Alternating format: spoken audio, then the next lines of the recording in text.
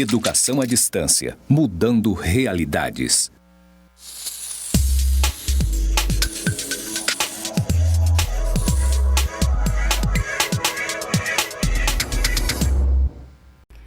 Bom dia a todas e todos, conselheiras e conselheiros, tutelares e de direitos da Amazônia Legal. Nós estamos aqui hoje dando início, na verdade, dando prosseguimento, a esse curso que iniciou-se aqui com o professor Humberto, com a professora Monique e todos os demais professores. E hoje eu estou aqui para a gente dar continuidade a esse nosso processo de formação. Bom, eu sou Mônica Cilande Oliveira, sou assistente social, sou mestre em Planejamento e Políticas Públicas pela Universidade Estadual do Ceará e milito na garantia dos direitos de crianças e adolescentes desde 1995. Junto com um coletivo de pessoas, eu me apaixonei por essa área e dei início à minha formação acadêmica, aos meus estudos, minhas pesquisas acadêmicas, sempre voltada para essa área da criança e do adolescente, É uma área que nos apaixona, a gente sabe disso. Nesse sentido, toda a minha trajetória profissional, eu sou assistente social de formação, em seguida fiz o meu mestrado voltado para essa área e atuo dentro do sistema de garantia em nível nacional, Sou professora conteudista da Escola de Conselhos do Ceará e já presidi o Conselho Estadual dos Direitos da Criança e do Adolescente do meu estado, no Ceará, Também presidi o Conselho da Assistência Social, que é um conselho que atua, a política da assistência social atua muito em toda a garantia do direito da criança e do adolescente. Então, esta é um pouco de quem eu sou. Eu já integrei a equipe, um coletivo que atuou pelo CIP, o Sistema de Informação para a Infância, sendo consultora do PNUD, E também participei de vários eventos em nível nacional, pelo Simpósio de Fortalecimento do Sistema de Garantia e outras consultorias que eu sempre estou prestando nessa área. Hoje estou também compondo o Fórum Nacional das Entidades Gestoras do PPCAM, que é o Programa de Proteção a Crianças e Adolescentes Ameaçados de Morte, que nós temos uma boa parte dos estados já que tem um PPCAM. Então, essa é um pouco de mim. Eu acho que é importante que a gente conte um pouco dessa nossa história, por que nós estamos hoje aqui compondo a Escola de Conselhos da Amazônia Legal, trazendo um pouco da nossa bagagem, da nossa experiência, um pouco do que nós construímos até aqui, nós que somos construtores desse processo de amadurecimento dessa normativa nacional, que não é meramente uma normativa, na verdade, ela significa um marco importante na garantia de direitos humanos da criança e do adolescente, que é o Estatuto da Criança e do Adolescente, que inaugura para nós uma nova doutrina, como vocês viram aqui com os professores que já passaram por mim, a doutrina da proteção integral. Em nome dessa doutrina da proteção integral é que nós estamos trazendo hoje a espinha dorsal desse curso, que é discutir com vocês, conselheiras e conselheiros, a atuação desses conselhos, a importância que esses conselhos têm dentro da composição do sistema de garantia dos direitos. Esse grande sistema que foi sonhado, que foi pensado como sendo uma estrutura que garanta os direitos das nossas crianças ou que devolva aqueles direitos que foram ameaçados ou violados. Então, hoje, amanhã e depois, nós vamos estar discutindo, vamos estar sempre nos movimentando nesse sentido de que a gente possa estar afinando, possa estar aprofundando o nosso conhecimento sobre qual é a competência desses órgãos, Eu, especificamente, vou falar sobre a atuação do Conselho de Direito, suas competências, o perfil do conselheiro de direito, que é muito importante que a gente dialogue sobre isso. Dentre as competências, que são muitas, inúmeras, do Conselho de Direito, nós vamos dar um foco, um olhar mais afinado sobre a questão do monitoramento do orçamento criança e também sobre a gestão dos fundos municipais, ok? Então vamos lá, vamos começar a nossa aula? O que foi que eu fiz para a gente? Eu fiz o seguinte: eu quis que a gente desse início a esse nosso processo, dialogando inicialmente sobre toda a luta, toda uma bagagem que nos foi trazida pelos nossos antepassados, no sentido de que hoje nós pudéssemos estar aqui debatendo sobre o direito de participação, que é o que de fato se efetiva dentro dos conselhos de direito. Então não dá para a gente começar a discutir nenhum aspecto do Conselho de Direito sem antes passar por esse breve histórico, né, que eu fiz bem rápido mesmo, só para a gente trazer algumas noções de como o Brasil ele conseguiu avançar esse direito à participação popular, não é? Então eu trouxe aqui no primeiro momento, vocês vão olhar no material, um breve histórico sobre a participação popular e o controle social no Brasil. O que nós temos de conteúdo nessa teleaula? Nós temos o processo de redemocratização, que eu trouxe também com uma brevidade, os movimentos sociais, as lutas pela garantia dos direitos, trouxe os principais e principalmente aquele que diz respeito à nossa matéria específica, que é de garantia de direitos de crianças e adolescentes. A democracia participativa no Brasil contemporâneo, né? Como nós fizemos para alcançar essa nossa sonhada, tão desejada democracia, que é por esse motivo que estamos aqui hoje. Então, vamos lá. O objetivo dessa nossa teleaula é conhecer o processo de lutas populares pelo direito democrático, compreender os aspectos importantes nos processos históricos na construção democrática do país. A partir desse conhecimento é que a gente vai encontrar embasamento, vai encontrar razão, vai encontrar os motivos do porquê que nós hoje queremos fortalecer o Conselho de Direito enquanto uma instância de controle da política da criança e do adolescente, não apenas o Conselho da Criança, mas todos os demais conselhos setoriais que, na verdade, fortalecem o nosso sistema de garantia. Então, vamos lá. Vamos lá, entendendo um pouco o que significa a gente hoje dialogar sobre o processo de redemocratização. Vamos entender aqui, bem no sentido da palavra democracia, que é aquilo que a gente já aprendeu nas nossas séries iniciais, que é democracia, né? É demo, que vem do povo, cracia, que é de governo. E a gente já sabe, né, pelos nossos estudos desde os tempos primários, que ela surge na Idade Antiga, né, em Atenas, na Grécia. E como é que se configurava? Na verdade, ela consistia no direito de participação das pessoas de uma forma efetiva e que tentava se organizar, inclusive, na praça, né? Uma coisa bem de comunidade, né? De comum, de trazer os nossos interesses comuns. Só que tem, assim, no meio disso a gente tem todo um mas, né, um porém, que é essa democracia grega, na verdade, ela excluía algumas pessoas que eram importantes, hoje para nós são importantes, né, da sociedade. Por exemplo, crianças, mulheres, escravos, né? Então não era, digamos, hoje no sentido que nós temos, não era uma democracia plena, era uma democracia que era para alguns. E então eu trouxe um pouco disso aqui para a gente, que é para a gente relembrando esses passos iniciais da humanidade, no sentido de fazer com que essa democracia exista, deixar claro para nós que a democracia ela não está consolidada, ela continua num processo de formação humana, continua sendo um esforço para que todos participem de todo o processo de decisão daquilo que vai acontecer na sua nação.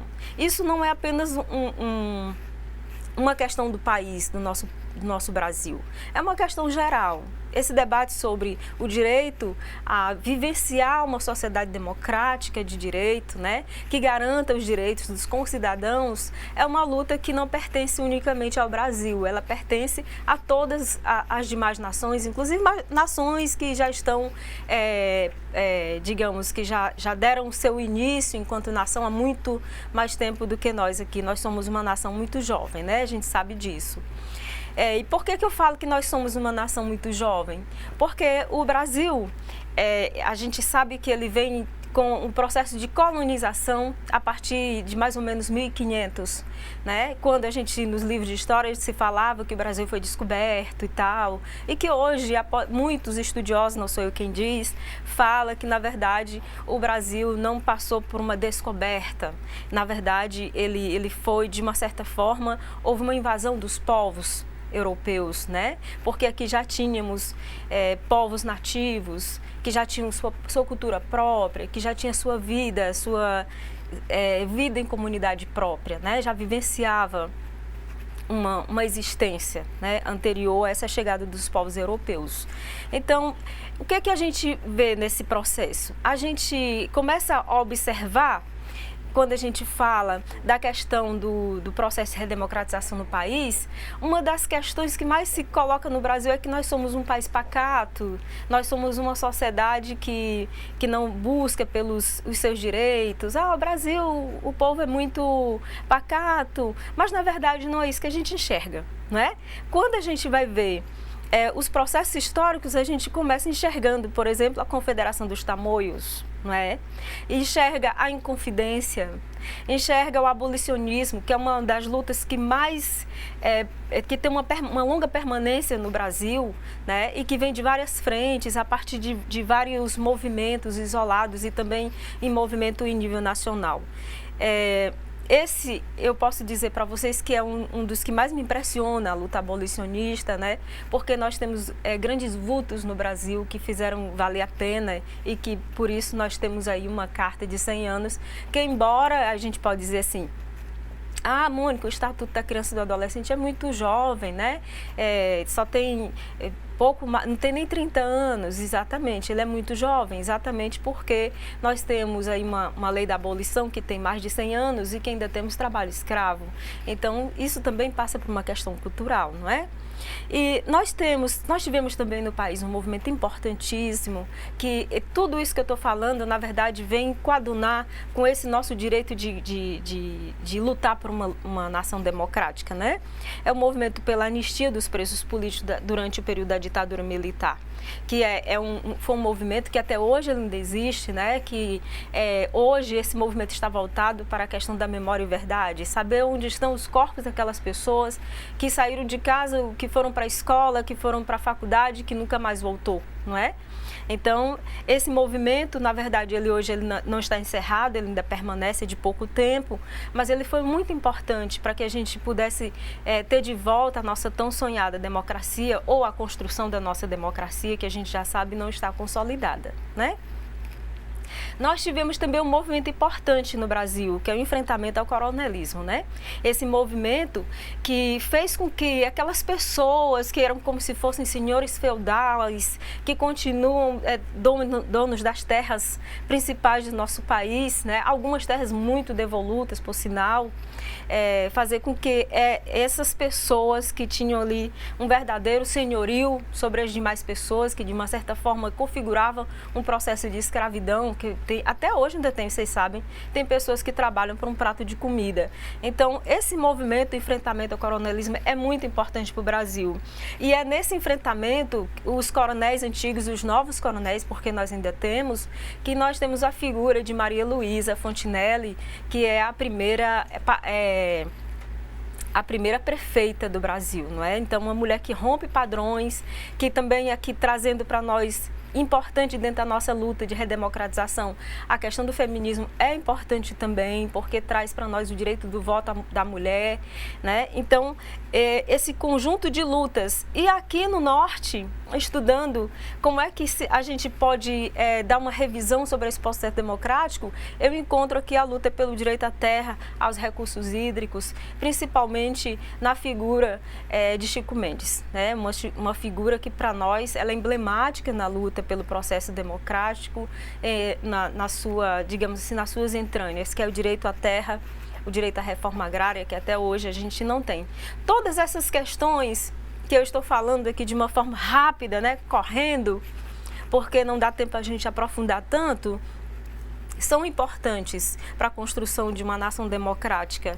Uma nação democrática, os seus concidadãos não podem viver sem o básico, sem o mínimo, que é o direito à terra, é o direito à água, o direito à alimentação, pelo menos 3 refeições por dia, o direito à educação, o direito à cultura, o direito à saúde, o direito ao voto livre, né? Todos esses direitos que a gente tanto sonha que eles se efetivem, que eles aconteçam, ok?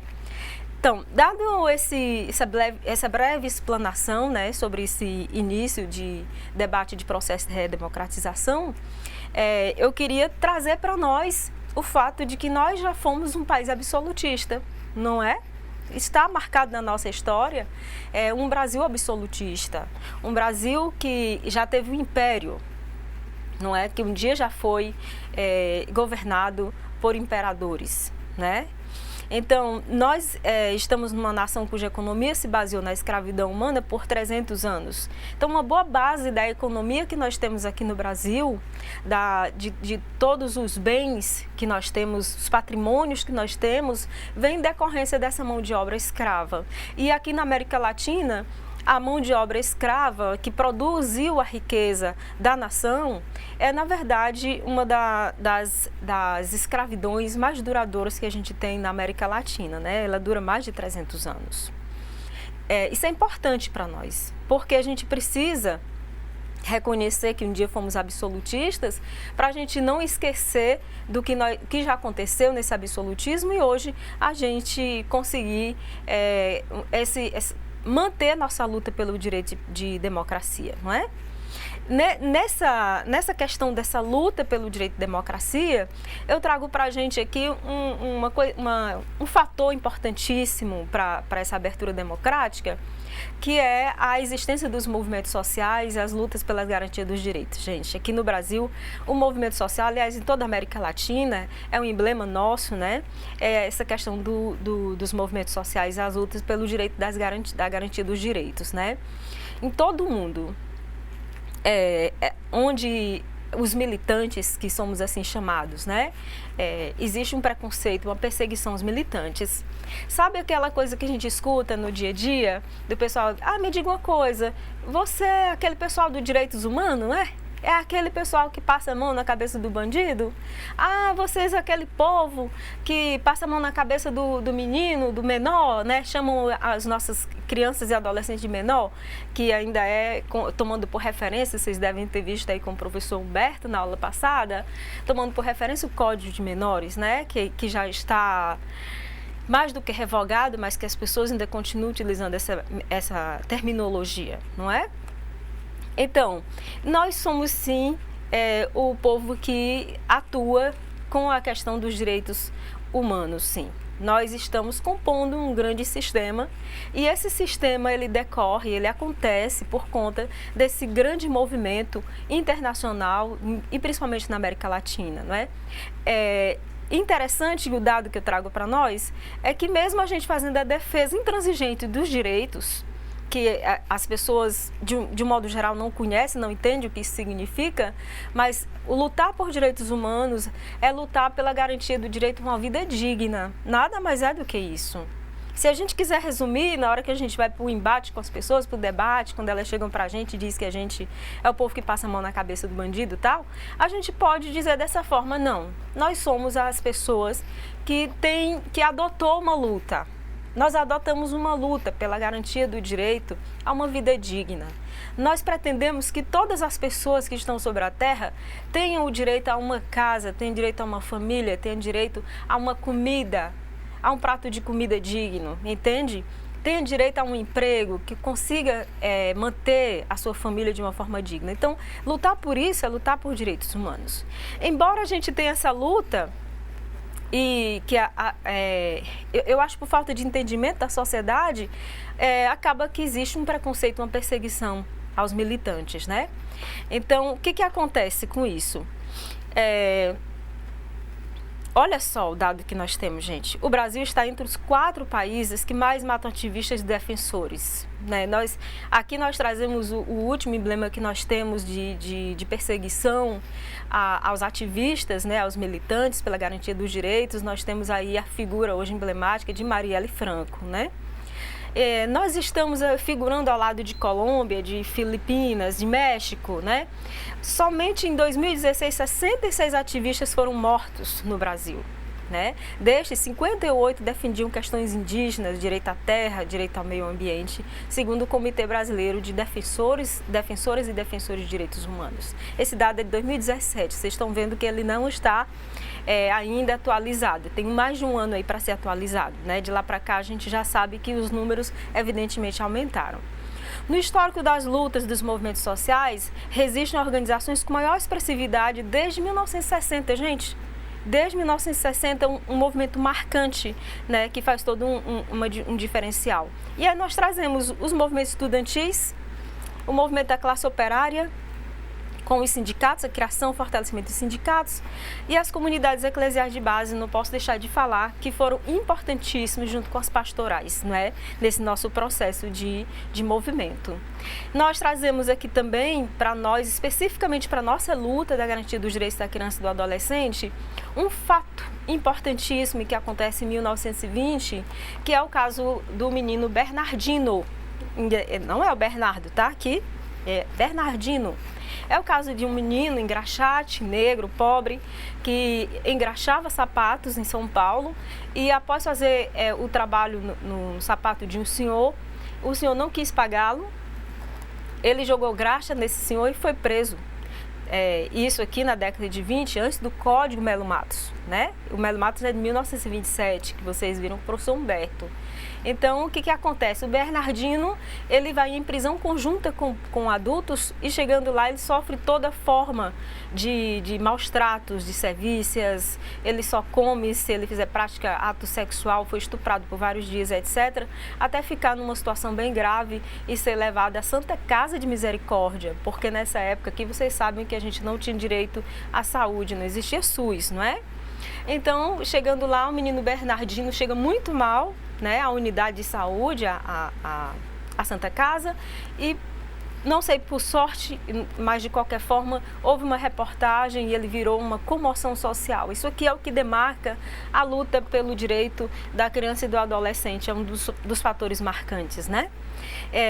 Depois dessa grande luta, essa comoção da sociedade por conta da questão da criança, de não ser aprisionada em cela conjunta com adultos, que decorre toda essa nossa luta até hoje pela questão do direito da não redução da maioridade penal, tá certo?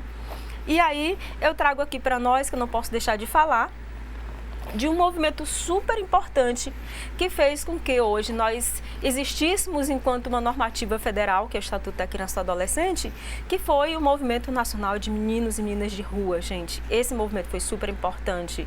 As pastorais do menor, né, e a pastoral da criança. No dia 1º de março de 1988, acontece um fato importantíssimo, né? As entidades da sociedade civil criaram o Fórum de Defesa das Crianças e Adolescentes, que são fóruns que existem até hoje em nível estadual. Evidentemente que vocês vão dizer para mim, mas Mônica, esses fóruns, eles precisam melhorar o seu papel, mas ele existe a partir desse processo democrático, dessa luta da sociedade, não é? E esses movimentos que eu estou falando, o Movimento Nacional de Meninos e Meninas de Rua, as pastorais, né? O Fórum de Defesa dos Direitos da Criança foi o que dessa luta que decorre a criança entrar na Constituição Federal, gente. Né? Inclusive existia até um movimento chamado A Criança na Constituição, né? Bem interessante. Bom, a pauta dos direitos da criança e do adolescente não se dissocia das demais lutas pelos direitos humanos das minorias. Eu queria deixar isso aqui bem claro porque eu trouxe para a gente um breve recorte das principais lutas que nos favoreceram, que nos trouxeram até aqui enquanto uma nação que luta pela garantia dos direitos da criança, não é? Mas acontece que caminhando lado a lado com a nossa luta pela garantia dos direitos da criança e do adolescente, nós temos outras lutas que nos fortalecem e que são extremamente necessárias e que necessitam do nosso reconhecimento. Trouxe aqui as principais bandeiras que têm um forte imbricamento, que se cruzam, não é? Que são transversais, mas que se fortalecem, são interdependentes, que é a questão da luta dos direitos das mulheres, LGBTIs, os povos indígenas, os quilombolas, os ciganos, os negros, não é? A questão da igualdade racial, as pessoas com deficiências, as pessoas idosas. Ah, Mônica, mas pessoas idosas não tem nada a ver com criança e adolescente, será? Quantos lares hoje nós temos em que as crianças estão sendo cuidadas pelos os seus avós, não é?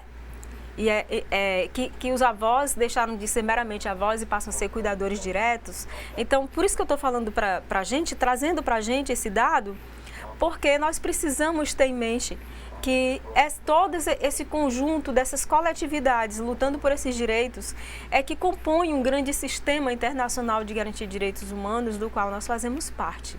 E que as crianças, elas sendo a prioridade absoluta, como está contida na Constituição Federal, não é? Que só surge, só aparece uma vez lá, ela precisa estar cercada de todos esses demais movimentos aqui, tanto do ponto de vista das minorias dos direitos humanos, como também das garantias dos direitos sociais, tá certo? Essa questão da luta pela paz mundial, isso aqui é importantíssimo. Uma criança não pode viver numa nação que vive de guerra, né? Não podemos desprezar a questão dos direitos ambientais. Como é que nós vamos fazer com as futuras gerações? Não é? Se hoje são criança e adolescente e aí já é cidadão automaticamente, precisamos pensar numa nação que se importe com os seus direitos ecológicos, seus direitos ambientais. Isso tudo tem forte envolvimento com a nossa luta, né? Bom, vou trazer agora brevemente um recorte rápido sobre a democracia participativa no Brasil contemporâneo. Eu trago esse elemento para a gente estudar brevemente, por quê?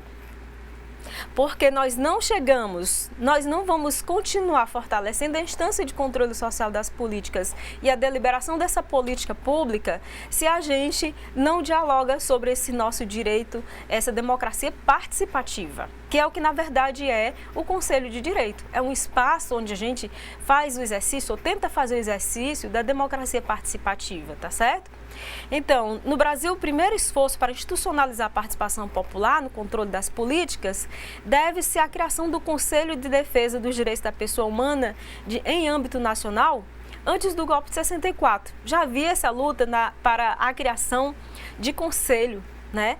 Que fosse, nesse caso aqui, um conselho que controlasse as políticas públicas, tá certo? Isso aqui é algo extremamente novo. E aí, na atualidade, quase todas as políticas setoriais e de direitos humanos possuem conselhos deliberativos, consultivos, não é? Qual é a diferença de um para o outro? Os conselhos setoriais são aqueles que cuidam da educação, cuidam da saúde, da assistência social, etc, etc. O dos direitos humanos são aqueles, dentre aquelas minorias que a gente já viu, a questão do Conselho da Mulher, o Conselho do Idoso, etc, né? São conselhos deliberativos, por quê? Porque tem poder de decisão. Tá certo? Vai lá e decide. A resolução, como a gente vai ver mais tarde nas nossas aulas, são resoluções que, na verdade, têm peso de lei. É como se fosse uma normativa, né? Isso são também tem também conselhos consultivos, que são aqueles que, na verdade, juntam um grupo de pareceristas, de pessoas especialistas naquela área, que vão dar um norte para aquela política, tá certo? Não é o caso do nosso conselho, né, gente? Nós somos deliberativos. E tem aqueles órgãos que também são controladores, que fazem o monitoramento e avaliação, né, das ações. No caso do nosso conselho, nós tanto somos conselho deliberativo, como somos também controladores, fazemos o controle social. Bom, a grande aposta da nova lógica política social está na possibilidade da ação conjunta entre Estado e sociedade civil para o aperfeiçoamento democrático. Ou seja, sabe aquela coisa que a gente diz no dia, há uma arenga entre o Estado e a sociedade civil? Essa arenga, ela tem que ser dissipada, gente, para que a gente possa construir uma sociedade diferenciada, tá certo? É isso que se pensa a partir, principalmente da Constituição de 88, que vocês viram lá com o professor Humberto, que a Constituição de 88 é que nos traz essa abertura democrática e diz que fala da soberania popular, não é?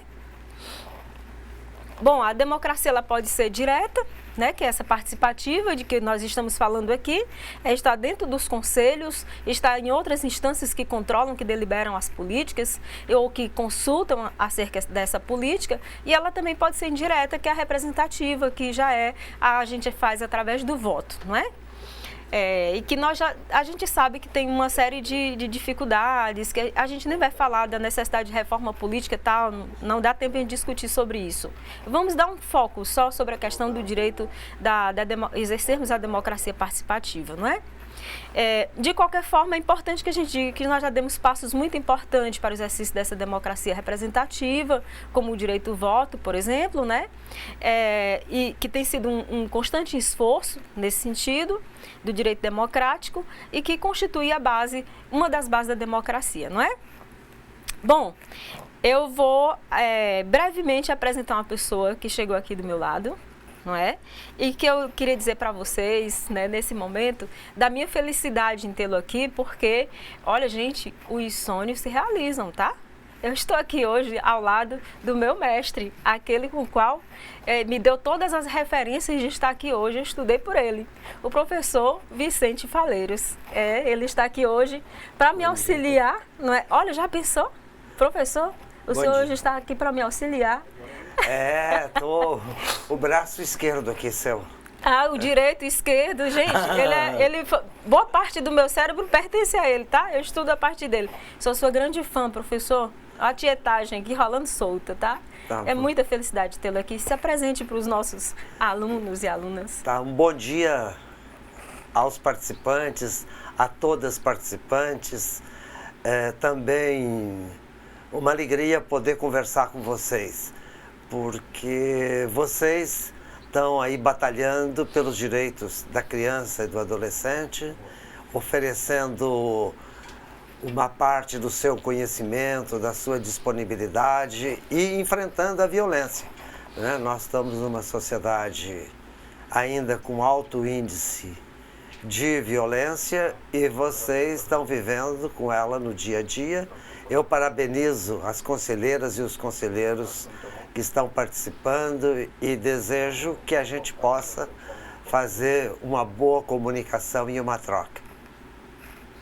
Ótimo, professor. Muito obrigada, viu? O professor chegou de viagem agora na madrugada e já está aqui com a gente. Muito obrigada, né?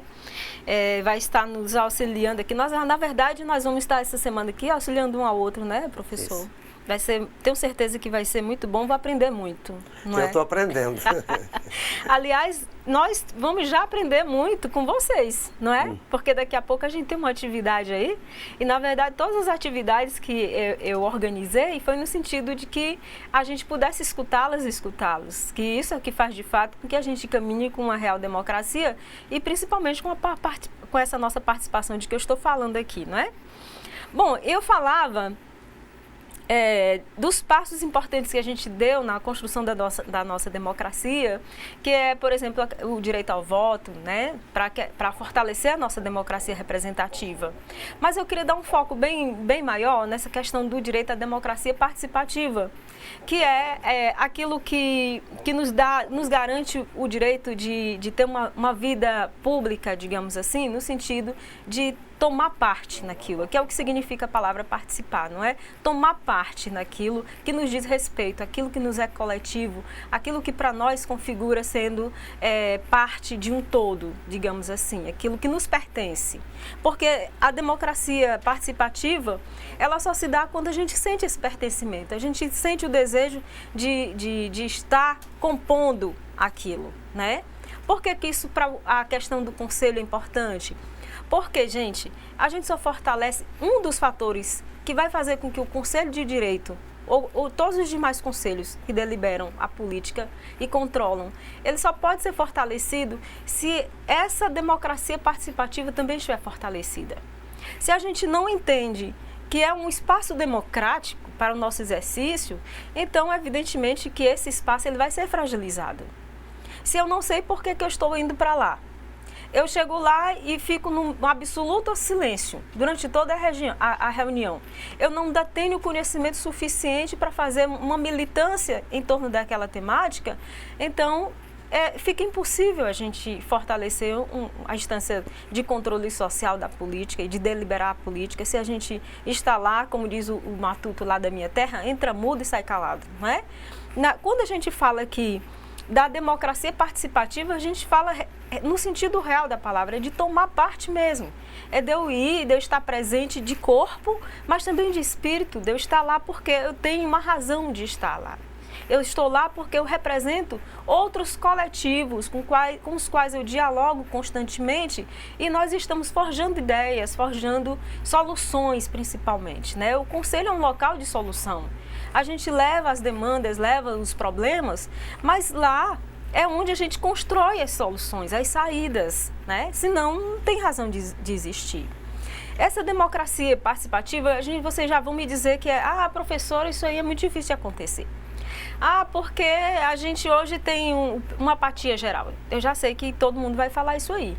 Principalmente quando se trata de adolescentes, os meninos não querem mais participar, não querem sair da rede social e etc. Mas nós tivemos uma escola, nós tivemos um Grêmio Estudantil, que é uma escola de democracia participativa, não é? E os meninos hoje? Qual tem sido o nosso empenho de fazer com que esses jovens, os adolescentes, as nossas próprias crianças tenham um direito de participação? Vocês viram isso aqui com a Monique, né? Como é importante que crianças e adolescentes participem, não é? A gente só vai ter uma sociedade adulta participativa se desde cedo a gente começa a criar espaços democráticos, participativos, uma escuta qualitativa e também o direito à voz a partir de crianças e adolescentes. Posso comentar? Quando você fala que a criança precisa participar, é muito importante, porque, em geral, o lugar da criança é o lugar de calar a boca, né? Isso. Dela ficar quietinha. E não é só com a voz, né? Ela pode participar com todas as atividades, com desenho, com brincadeiras, com jogos, com teatro, com canto, com expressão corporal. Então tem muitas formas da criança participar e é isso que a democracia dentro de casa, porque Perfeito. Não é só democracia na hora de votar, mas também na hora de conversar, de ouvir. De decidir até o que vai comer, né, professor? Isso. Não é? Até as férias para tirar, não Isso. era? Então, assim, as famílias até nesse sentido tolhem o processo democrático, não é? A construção da democracia. Começa desde o dia que nasce, porque a criança fala também pelo choro. Sim. Ela fala pelo grito, pela agitação, né? Toda criança está correndo sempre.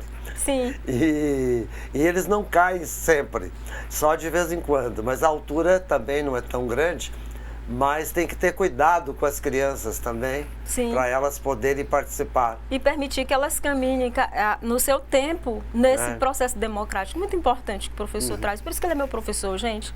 Por isso. Eu estou aprendendo. Então, é isso. Essa democracia que a gente tanto deseja, ela não vai acontecer se a gente não faz uma construção dela, não é?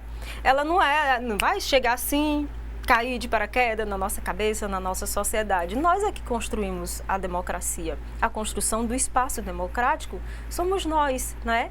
E hoje nós temos o Boaventura Souza Santos que diz que nós estamos redesenhando essa democracia. Eu acredito muito nisso.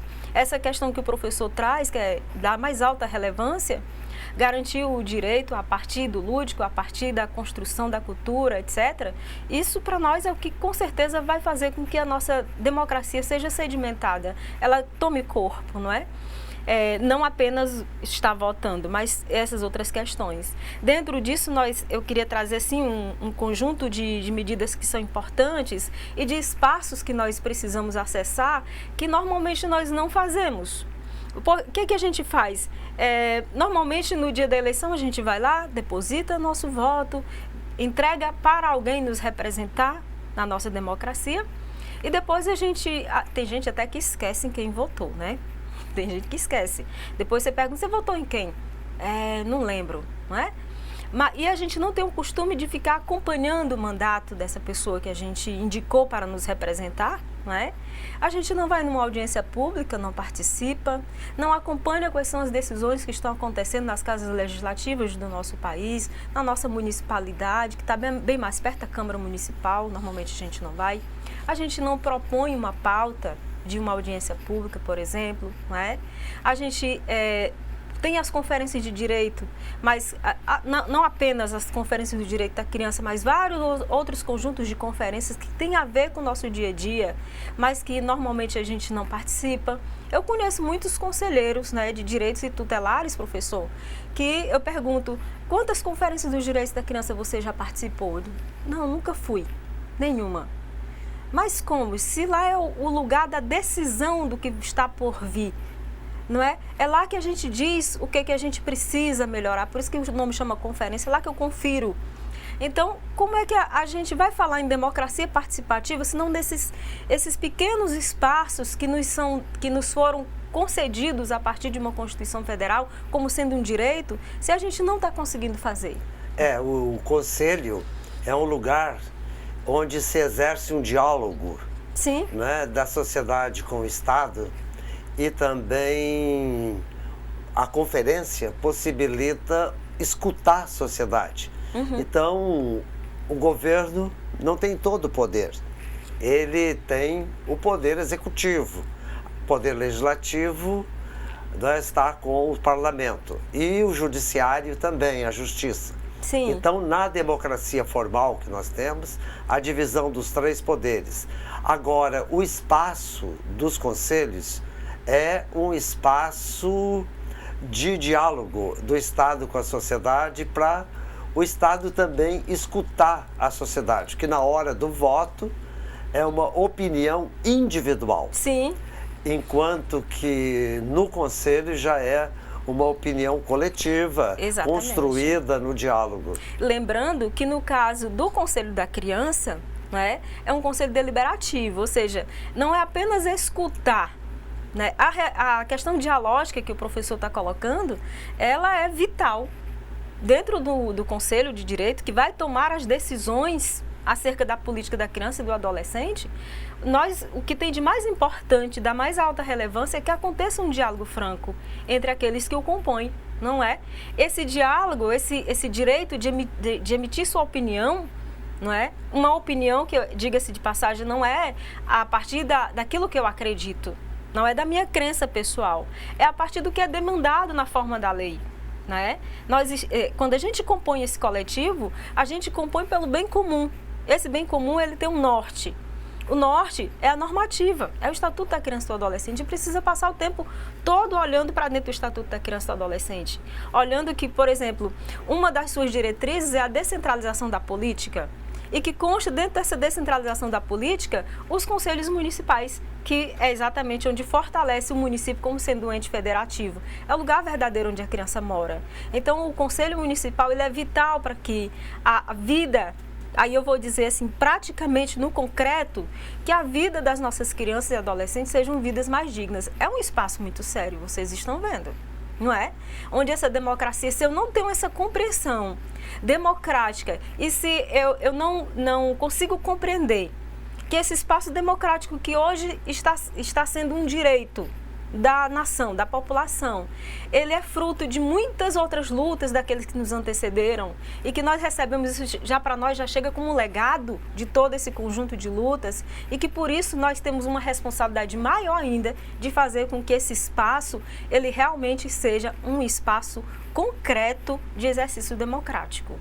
Por isso que eu comecei essa nossa aula de hoje falando sobre isso. Acho que no início lá vocês disseram, poxa, não vai falar, né, de Conselho de Direito? Para que está falando de abertura democrática? Para que está discutindo sobre todas essas lutas? A luta dos tamoios, a luta não sei de quem, dos abolicionistas, do Chico da Matilde, né, que é o dragão do mar lá do meu Ceará, né, e vários outros lutadores. Por que isso? Porque isso aqui nos traz, essa memória ela é importante, porque ela nos deixa hoje, digamos assim, com um gostinho maior de exercer esse direito democrático, né? Essa democracia tão de uma peleja, fruto de sangue, de peleja, de prisão, de morte, não é? Só por isso já nos traz para a nossa geração uma responsabilidade muito maior de estar fazendo com que esse espaço ele seja realmente um espaço concreto, onde a gente sedimente esse direito democrático. E lá dentro, eu costumo dizer, sabe, professor, que quando nós compomos o conselho, eu presidi o Conselho Estadual dos Direitos da Criança, e na minha presidência eu sempre repetia muito, e eu acho que ficou como legado para o Conselho do Ceará.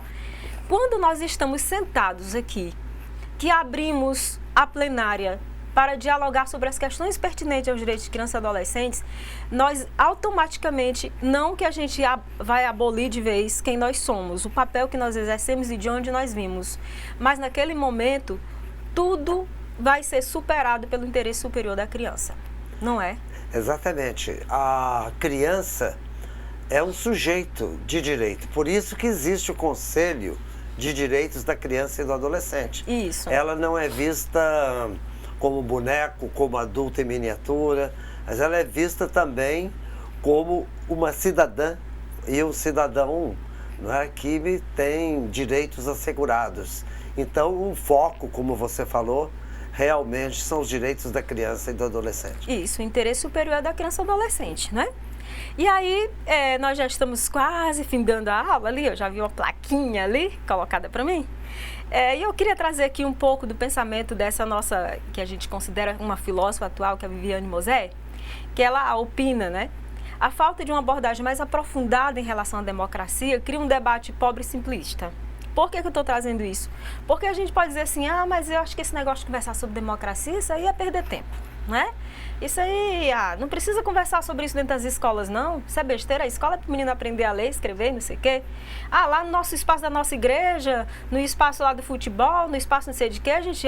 futebol, política e religião, ninguém discute, não é? A gente sempre colocava, hoje isso está caindo, graças a Deus.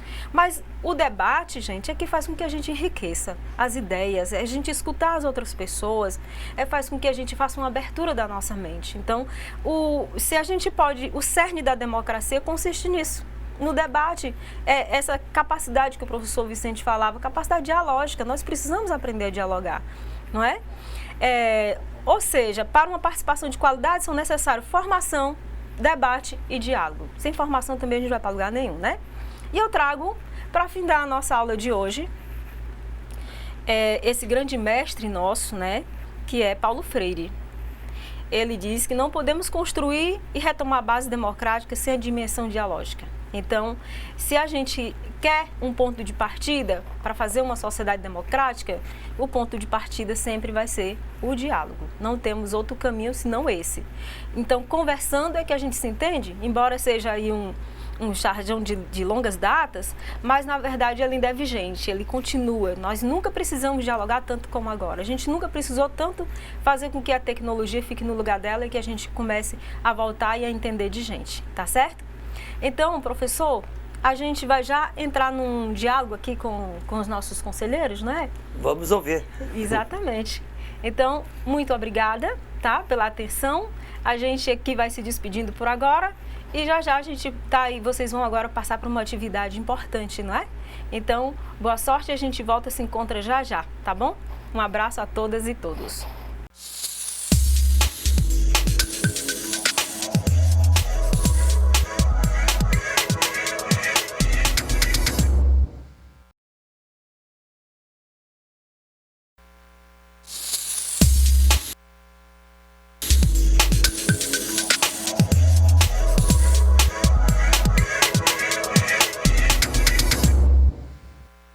Então, estamos de volta, né, professor? Aqui, vocês viram que eu passei algumas orientações, né, umas perguntas orientadoras na atividade. Na verdade, não é para responder questão por questão, tá certo, gente?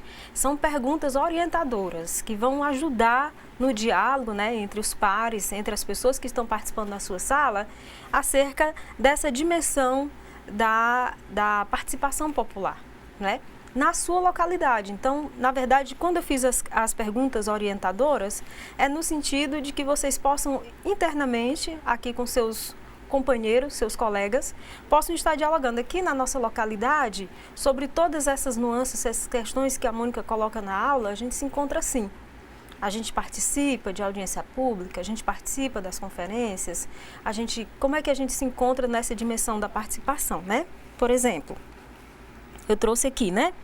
Olha a importância dessa atividade. É para abrir um canal de diálogo. A gente falou tanto e finalizou a aula dizendo que o que era da mais alta relevância era a gente ter capacidade dialógica, não é? Então, é nesse sentido, tá certo? Quais os principais desafios que vocês encontram nisso, na efetivação dessa participação? Né, na sua localidade, porque tem desafios macros que a gente viu, mas aqui dentro da sua localidade, né? Como tem se dado essa participação nas conferências de direito, tanto a conferência da pessoa com deficiência, pessoa LGBT, etc., várias outras conferências que existem, como também nas setoriais, não é? se tem participado de audiência pública, se tem permitida essa participação de crianças e adolescentes. Então, na verdade, são só perguntas orientadoras para que vocês possam, a partir dessas questões, dialogando internamente. Olha, gente, nisso nós temos um desafio. Isso aqui para nós configura um desafio que a gente precisa encontrar soluções para isso. Para isso que servem as perguntas orientadoras, tá certo? Então, vamos lá. Já tem algum questionamento aí? Eu vi todo mundo sentado, na roda. Assim que a gente começa, o círculo ele é super importante, porque a gente olha no olho dos companheiros, fica nessa roda. Ela é muito importante, ela é vital, ela faz com que as coisas aconteçam, fluam com muito mais qualidade, né? Então, a gente está aqui para responder as questões de vocês, né? Para saber o que vocês estão pensando sobre isso, sobre essa dimensão da participação, né, professor? Que a gente acabou de colocar aí, eu vi aqui, estou olhando, acompanhando o grupo aqui, as fotos lindas. Pode ser a distância, a gente pode dar um abraço à distância aqui. Exatamente. Isso é importantíssimo. Aliás, falando dessa dimensão, essa capacidade dialógica de sentar e da gente se envolver enquanto pessoa, sintam-se todas e todos abraçados, né? Um aperto de mão, um abraço caloroso em todos e todas. A gente não está aí de corpo presente, mas do ponto de vista de alma, nós estamos aí coligados com vocês nesse esforço coletivo da aprendizagem, do entendimento das nossas ideias, né? Para que a gente possa nivelar nosso conhecimento, tá certo?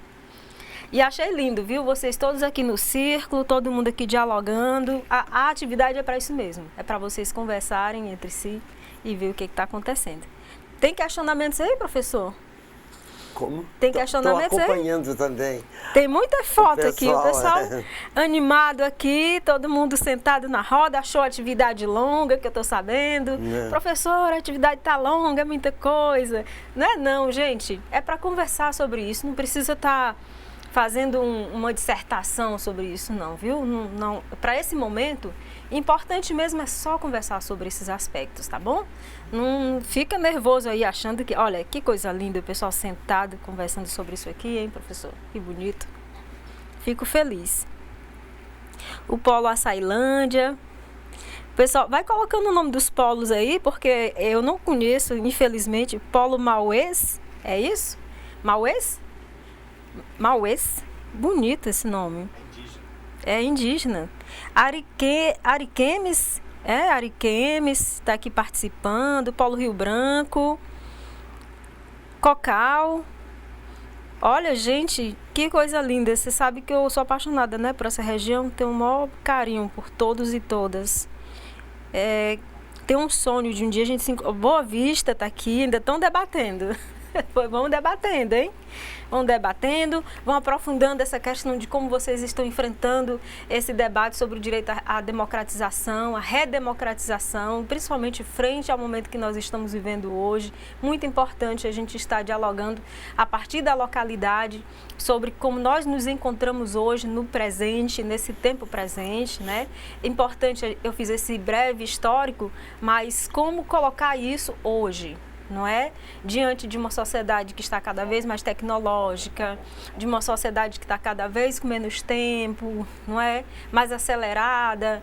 Como é que a Amazônia Legal tem conseguido dar conta de ter essa capacidade dialógica, de conversar entre seus pares, de colocar suas opiniões de uma forma franca, espontânea, de uma forma em que todos consigam congregar suas ideias, não é?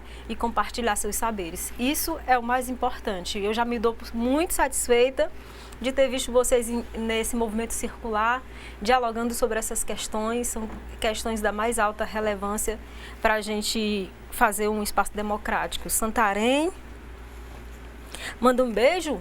Beijo para Santarém, gente. Que coisa boa. Pode mandar beijo, que eu adoro beijo, hein? O pessoal de Porto Grande tá mandando beijo também. Muito obrigada. A cearense aqui agradece, viu? Aqui eu fico muito feliz com esse calor humano, né? Isso aqui, gente, são passos importantíssimos para a construção democrática. A gente faz assim. Um dos fatores que a gente fala na capacidade dialógica, a capacidade dialógica passa por essa reinvenção da gente aceitar as pessoas, aceitar a diversidade. Como é que a gente constrói diálogo se a gente não acredita na diversidade, né, professor? Pois é, a democracia é a divergência. e a convergência. Então, a gente constrói pontos de vista e pontes de vista. Que lindo. Ou seja, a gente expressa a diversidade para fazer uma ponte, né? Então, Isso. esse jogo de palavras, ponto de vista é um ponto. E as pontes de vista é a união dos pontos. Aquilo que a gente constrói. Para a gente colocar em discussão a diversidade de opiniões com respeito e sem necessidade de uma visão autoritária que vai decidir. A construção do consenso é importante. Nós já temos no Brasil, né, vários anos de exercício da democracia depois da Constituição de 88, e então as pessoas aprendem a conviver com a divergência. Então, quando forem fazer atividade, pode dizer, tem uma parte que pensa assim, outra parte pensa diferente. Isso é muito importante, porque senão a gente não vai para frente. Se todo mundo tem que pensar igual, como é que a gente constrói um espaço democrático se todo mundo tem que pensar igual, não é? Exatamente. É muito complicado. Então, essa questão dialógica, eu poderia dizer que ela passa também por uma dimensão de afetividade, de aceitação das pessoas do jeito que elas são, né? Do entendimento de que todas as pessoas são únicas, são ímpares, mas que todos nós podemos construir um processo de entendimento, dialógico, também de divergência, como o professor bem está colocando. Não vamos ter que, obrigatoriamente, ter que pensar assim, não é? Embora eu tenha deixado bem claro aqui que nesses nossos campos de debate, de diálogo, né, nessa questão do direito, dos direitos humanos, principalmente direitos de crianças e adolescentes, que a gente já tem uma dificuldade de escutar a própria criança e adolescente, o interesse superior tem que ser da criança, não é? Então, não vale os nossos argumentos pessoais em matéria de garantia de direitos humanos, eles são importantes, mas o interesse superior daquela matéria que vai se sobressair sobre esses nossos desejos, não é? O pessoal da Araguaína, é Araguaína esse nome, gente? Alguém me ajude aqui que os termos assim, para mim ainda são... Araguaína está mandando um abraço para os professores, toda a equipe, Polo de Caxias também. Um abraço, um beijo bem grande para o pessoal do Polo de Caxias. Aí aqui... o pessoal aqui, olha, o pessoal da Açailândia, professor, fez eu responder, tá? Eu vou colocar meus óculos aqui. O pessoal diz, olha, a participação popular nos espaços de discussões e construções das políticas públicas demandantes, vencer as barreiras que dificultam a participação, desburocratização para melhor efetivação dos conselhos de controle social, entender que crianças e adolescentes são sujeitos de direitos e são parte das discussões que tratam de seus direitos. É verdade, eu concordo. Concordo sim que, agora, a questão da desburocratização, como assim, gente? Eu queria entender o que vocês estão compreendendo dessa questão de burocracia no espaço de controle social, é isso? A gente tem que discutir sobre isso, amadurecer essa questão aí, não é? Ao longo das aulas, até sexta-feira a gente está amadurecendo isso aqui. Eu quero entender o que significa, tá certo? O que mais? Vamos ver aqui o que o pessoal está colocando. Professor, você está evidenciando alguma coisa aí? Professor Vicente, Açailândia. A participação, aqui é Imperatriz, tá? Se dá através dos movimentos sociais e da comunidade. Existem falhas na comunicação e provocação para a sociedade participar. A participação popular não tem sido efetiva, falta organização de tempo nas conferências. Sabe por quê? Porque as pessoas compreenderam, sabe, professor Vicente, que as conferências, elas só podem acontecer quando o Conselho Nacional puxa, entende? Aquelas conferências temáticas que são da mais alta relevância para a localidade, elas podem ser puxadas em qualquer tempo, gente. Não precisa esperar que o CONANDA mande um tema, não é? O CONANDA, ele tem, no seu cronograma de ações, ele puxa um tema que é de natureza nacional, mas a municipalidade, né, entendendo que há necessidade, por exemplo, uma pauta que ela é constante nos municípios, sempre vai ser a questão do trabalho infantil, que é uma pauta que é nacional. Essa demanda é nacional. Quantas conferências de trabalho infantil ao longo desse período, entre uma conferência nacional e outra, os municípios têm feito para debater sobre isso, não é? Sobre a questão da exploração sexual, também é uma outra pauta que ela nunca a gente consegue debelar, né? A gente dá passos importantes, mas ela ainda não conseguimos dar um termo para essa situação. Então, são temáticas que é a questão do ato infracional cometido por adolescentes. Não é que o município ele vai fazer a questão da política em meio aberto, não é? As medidas socioeducativas em meio aberto. Isso é uma pauta da mais alta relevância para as conferências. Não precisa ficar aguardando que o CONANDA puxe uma pauta específica, não é? Tem uma definição aqui de participação popular, né, de Cruzeiro do Sul. Sim. Eles definiram que a participação social é um conceito que simboliza a influência dos indivíduos na organização da sociedade. Participação social é essencial para a construção do processo de mudança em prol de todos os grupos, principalmente quando envolve a política da criança e do adolescente. Os desafios da participação, né, aqui está uma sugestão, falta também incentivo, esclarecimento, quebrar os paradigmas ouvindo os sujeitos, né? Essa é de São Luís. Que lindo. Né? Eles estão refletindo muito. Pois é. Aqui o Polo de Bragança também mandou uma resposta que é fundamental a participação social para a construção da mudança, porque a ordem, né, quer manter, e o pessoal aqui está mandando a sugestão para incentivar a mudança. Sim. Porque a participação, ela vai possibilitar alternativas. Sim. Àquilo que está sendo colocado, né, dentro da norma, da lei, da democracia, né? Mas é verdade, gente, olha, a questão da participação, que é um direito que foi sagrado, digamos, para a Constituição Federal, é porque a gente ainda não tem uma compreensão exata sobre isso, exercício sobre isso, né, no Brasil, consolidado. Mas quando a gente descobrir isso, nós seremos muito fortes. Por quê?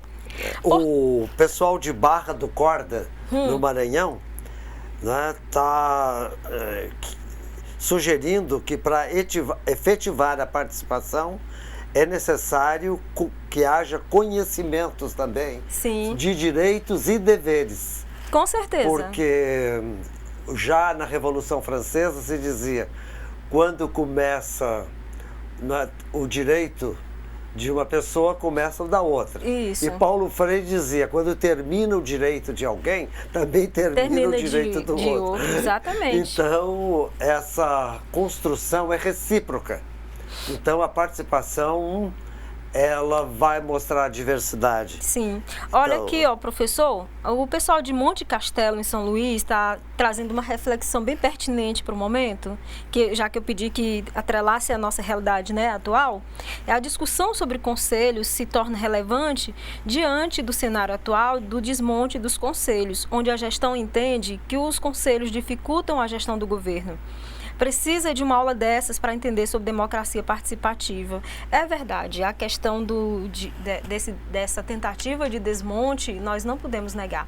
Ela realmente nos causa preocupação, porque vocês viram aqui que é uma conquista que foi a duras penas, né? Para a gente chegar aqui onde a gente chegou, a gente vem de um primeiro exercício. Na década de 60, com a questão do Conselho de Direitos Humanos, a construção dessa pauta de participação, né, efetiva, ela vem antes da década de 60. Então, para a gente chegar hoje ao status em que nós estamos, consubstanciado dentro da Constituição Federal, foi um árduo exercício, muito suor para chegar até aqui. E essa questão da defesa, da garantia de que os conselhos, de que a participação, o controle da sociedade seja efetivo, é muito importante ser colocado. Lembrando que, olha só, os redatores do Estatuto, professor, eu eu tiro o chapéu para todos e todas. Né? Eu participei da Aí eu já ia dizer, dentre eles o senhor, que estava lá na redação do Estatuto, muito obrigada mesmo, por ter colocado a dimensão do controle social da política da criança e do adolescente dentro de uma lei federal. É por isso que hoje nós estamos respaldados, aí, respondendo o pessoal aqui discutindo esse desmonte dos conselhos, não é? E que a nossa participação efetiva, a nossa capacidade dialógica, a nossa capacidade de congregar mais pessoas, nesse sentido, é o que vai fazer a diferença, gente. Nós precisamos ser cardume nesse momento, não é? O pessoal de Açailândia mandou um exemplo de participação popular com o nosso orçamento participativo. Então a Açailândia está fazendo orçamento participativo. Sim. E que foi um instrumento em muitas municipalidades de uma parte do orçamento ser decidida pela população. E vocês sabem que é raro, né, gente, esse exercício? Ele aconteceu no Sul, aconteceu também em Fortaleza, né, pelo mandato... E está acontecendo em Açailândia. E está acontecendo agora em Açailândia, não é? São isolados ainda, mas se a gente acompanha isso como sendo um modelo, a gente vai longe, né, professor? É isso. Muito importante que está sendo colocado. E é porque vocês disseram que a tarefa era muito grande, hein? Tá saindo só pérola aqui, tá dizendo, a gente tá aprendendo com vocês aqui, que maravilha. Que mais, gente? O polo do Rio Branco está dizendo que também precisa pensar no território, porque cada território da cidade, cada bairro, tem um perfil, né? Uma feição diferente. Então, está dizendo aqui o pessoal do Rio Branco, levar ao conhecimento de crianças e adolescentes através de mobilizações nos bairros, visando formar esse público que pode e deve participar das reuniões do Conselho Municipal. E que isso aí que está sendo colocado são coisas concretas, isso, não é? Isso. Isso aí, nada disso que está sendo colocado é impossível. A questão, por exemplo, da participação no orçamento não é impossível, é só saber o calendário desse ciclo orçamentário, que a gente vai falar sobre isso lá na frente, para poder participar. Inclusive, os próprios conselheiros têm que estar lá dentro, não é? É essa questão do direito de participação das crianças, da população no território, para compreender a partir daquele local específico, isso também é uma pauta que é super concreta. Não tem invenção da roda disso aí, não é? É realmente só colocar em prática. Era isso que eu queria que essa nossa aula suscitasse, esse desejo, primeiro, de ter esperança. Ter esperança. Eu queria que a gente saísse desse módulo compreendendo que nós podemos fortalecer a nossa esperança de que novas metodologias, de que novos passos a gente pode estar dando nesse sentido, não é? Tem mais aí coisas para nós, Vicente? Tem que... O caráter educativo da participação, a Araguaína está incentivando essa questão e é fundamental olhar para esse caráter pedagógico da participação, porque a gente aprende a participar participando. Não é só ouvindo, né? Mas é interagindo. Então, a interação é fundamental para a participação. Sim. Aquilo que eu falava mais cedo, que a democracia, ela é um exercício que ela começa desde muito cedo. Até quando você, dentro de casa, eu costumo brincar com meus alunos, né? Eu dou aula sempre para conselheiros tutelares, conselheiros de direito e várias outras lideranças, e sempre brinco dizendo, olha, gente, sabe quando é que nasce a democracia? É quando na nossa casa a gente senta e diz assim, o que é que nós vamos comer hoje? Entende? É uma coisa boba, mas aí no coletivo você vai decidindo. E aí dentro dessa coletividade você diz as condições que são necessárias para que aquilo aconteça, não é?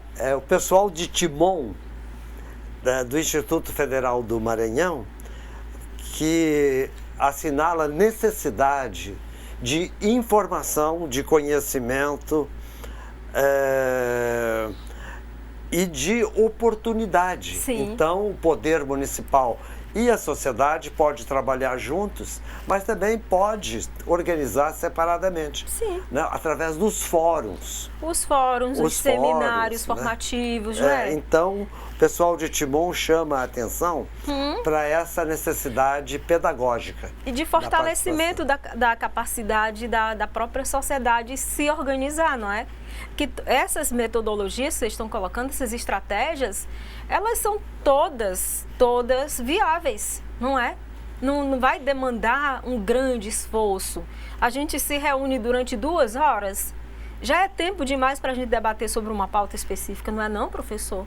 O Polo de Rio Branco, no Acre, também está dizendo que a participação está escassa no Brasil. A gente precisa estimular mais, divulgando para a comunidade a atuação dos conselhos, promoção de conhecimento. Então, o pessoal fica muito atrás do WhatsApp, né? E esquece de aprofundar, que o WhatsApp é como um chuvisco. Cai, depois entra na terra e desaparece. Sim. Então, é preciso criar um rio, precisa criar um caudal, uma fonte de informação. O WhatsApp é apenas fumaça, muitas vezes. Sim. Né? Muitas vezes, não estou desqualificando. Mas, na verdade, é um sinalzinho de fumaça, né? Que a tecnologia, se a gente aproveita bem como nós estamos fazendo aqui agora, né? Porque a gente está dialogando aqui por essa ferramenta importante que é o WhatsApp, né? Tudo passa por uma questão de intenção, eu acredito, sabe?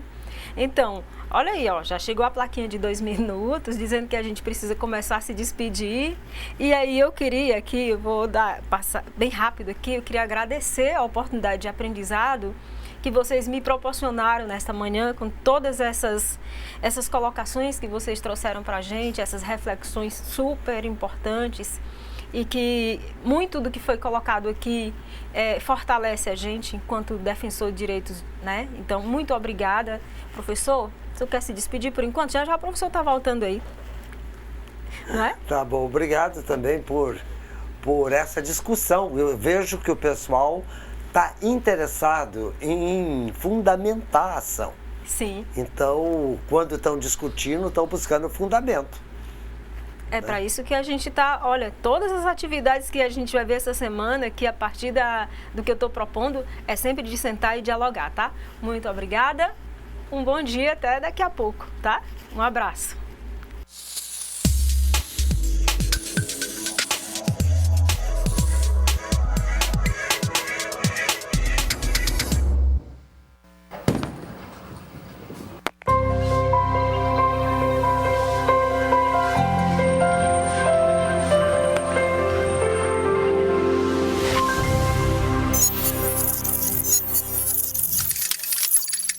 Educação à distância, mudando realidades.